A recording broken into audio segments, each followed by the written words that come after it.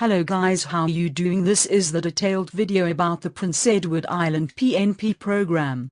So here's in this video we'll talk about the overview of this program, the eligibility criteria, the points table of the PEI PNP program, and the step-by-step process as well. So if you're interested, stay tuned. Hey guys, I'm from CANUS Immigration and I upload Canadian immigration videos. So if you haven't subscribed our channel CANUS Immigration yet, please click the subscribe button and also press the bell icon, so you don't miss any of our videos. And guys, before we discuss about the PNP program, it's important to know a little about the province that we are actually talking about. So let's discuss about PEI and I will tell you very few points about it. Of course you have Google to know more about it. So PEI is actually located towards there. And it is actually the smallest province of Canada, in both land area and population. The primary job sectors in PEI are farming, fisheries, tourism, aerospace, bioscience, IT and renewable energy. It is actually very small and hence the most densely populated province of Canada. The capital is Charlottetown. And the primary language is English. Around 95% of PEI population speaks English, and of course the second is French. Okay, now when we have talked about the province, let's talk about the PEI PNP program. This video is about that only, right? So let's start with the overview of the PEI PNP program. Just like any other PNP programs, this PEI PNP program is also to attract the talents from around the world to help contribute the economy of the province. We can actually divide this PNP program into three different categories. Number 1 is PEI PNP Express Entry. Number 2 is Business Impact category. Number 3 is Labor Impact category. Now in this video we'll discuss more about the PEI PNP Express Entry category, because this category is the most famous and the popular one. The Labor Impact category has got 3 different streams: skilled worker stream, critical worker stream, and international graduate stream. Now for the first 2 streams you either need to have a job offer, or you must be working there in PEI. For the third stream you must have studied in PEI. I know most of my viewers would not have the job offer. Now they would be working in PEI and neither they would have their studies completed from PEI. So we will not talk about this particular category in detail. The other category is about the Business Impact category, which is actually for those people who are willing to invest their money in this province. But I know certainly that most of my viewers would be interested to know about the PEI PNP Express Entry category. So we will discuss about this category in detail. Now alright. Now let's see the eligibility criteria. It's very important to discuss this criteria, because only those people who would be eligible would be able to apply for this PEI Express Entry PNP category. So to be eligible for this category, you must meet the requirements for at least one of the federal economic immigration programs. The 3 programs you know are Federal Skilled Worker, Federal Skilled Trade and Canadian Experience Class. These are the same programs as in the Express Entry system, and of course to be eligible you should have an Express Entry profile, and which should be there in the Express Entry pool. Now there are 2 pathways to permit residency through the PEI Express Entry category, depending on if you have a job offer in PEI or not. However, the priority would be given to applicants that are living and working in PEI. But it is not necessary, it's not an eligibility criteria that you should have a job offer, or you should be working there in PEI. Even if you don't have that job offer, you could get the IT or the nomination from PEI. So that is something really great. Many other provincial programs offer PNP invitations only to those people who have a job offer. So this is really great about the PEI Express Entry PNP system. Okay. Now we can discuss the points table, because through the points only it would be decided that who gets the invite and who does not get it. Okay guys, this is the points table that I was talking about. It is actually different from the Federal Express Entry points system. This is the province-specific points grid that is mentioned here. I can provide the link to this PDF.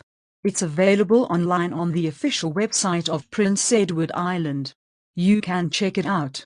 But to explain it to you a bit, here they have mentioned that the maximum points that are available for express entry, with a job offer and without a job offer.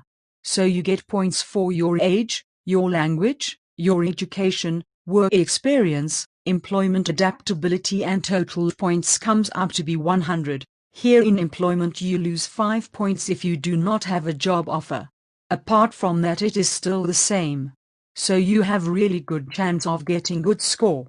4 points off for age you actually get down 20 points. If your age is between 25 to 29, very similar to that of the Federal Express Entry system. Then for your English proficiency, or French proficiency, you get 20 points. If you can score CLB 9 or CLB 10, so even if you score CLB 9, CLB 10 is pretty tough. Even if you score CLB 9 you get 20 points. Even if you don't have the job offer. The good point is that, if you score good in both the languages, you get 10 bonus points. So this 10 bonus points can do a world of wonder for you. So if in case you know French and you know English as well, it will be really good for you. Now you get 15 points for master's level or PhD and 12 points accordingly. Not talking about the work experience. You actually get 15 points if you have more than 6 years of work experience. And similarly, you also get 15 points if you have 4 to 6 years of work experience. Here they have mentioned that the points that you will get for express entry with a job offer will be 15. But for express entry without the job offer is 20. Now at this point this might be a typo here, because here they have mentioned the maximum points is 15. So if they are giving more points for not having a job offer, this does not make much sense. So it means that it might be a typo here. But talking further about employment, if you're working in PEI on a valid work permit, you will get 5 points additional year. So that might make it up, and similarly there's some points great for adaptability as well. So if you have a family member in PEI, you get additional 5 points. Similarly, if your spouse can also score CLB 6 or higher in English or French, you can get 5 extra points even if you don't have the job offer. So these small factors actually make a big difference. So please make sure that if you can actually point these scores, then your chances of scoring really good in this point system would be increased. Okay, now when we have discussed about the points table, we can discuss about the step-by-step process. But yes, if you want to check it in detail, I'll provide the link to this PDF. You can check it out.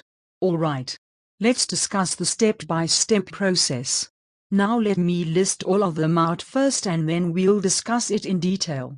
Step 1 is accessing your eligibility. Step 2 is expression of interest. Step 3 is invitation to apply. Step 4 is preparing your application. Step 5 is submitting your application, and the last step is submitting your application for PR. Now about the first step. So of course you should decide that if you're eligible or not. If you're eligible in the express entry system, it would mean that you would be eligible for this PNP program as well.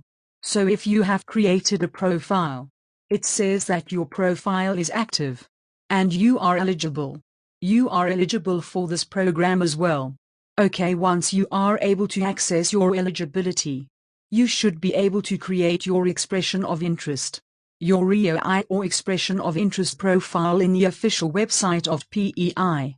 Then after that, if your EOI gets shortlisted for an invitation or an ITA from PEI, in that case you'll have up to 60 days from the date of invitation to complete the online application form. So in the step 4 you have to prepare all the documents that would be needed, and the step 5, you have to submit all those documents after paying the fee of $300 Canadian. And if you're selected for nomination by PEI, you must submit your application for permanent residency within 3 months of receiving your nomination certificate. That is the extreme last step. Once that is said and done, all the documentation is complete, you have submitted everything, you just have to wait for your PEI. So that's it. That is all the information that we wanted to share with you about the PEI PNP program. Thank you for watching this video. If you liked the video, please hit the like button, and yes, if you haven't subscribed our channel CANUS Immigration yet, what are you waiting for? Please hit the subscribe button and please put your feedback in the comment section below.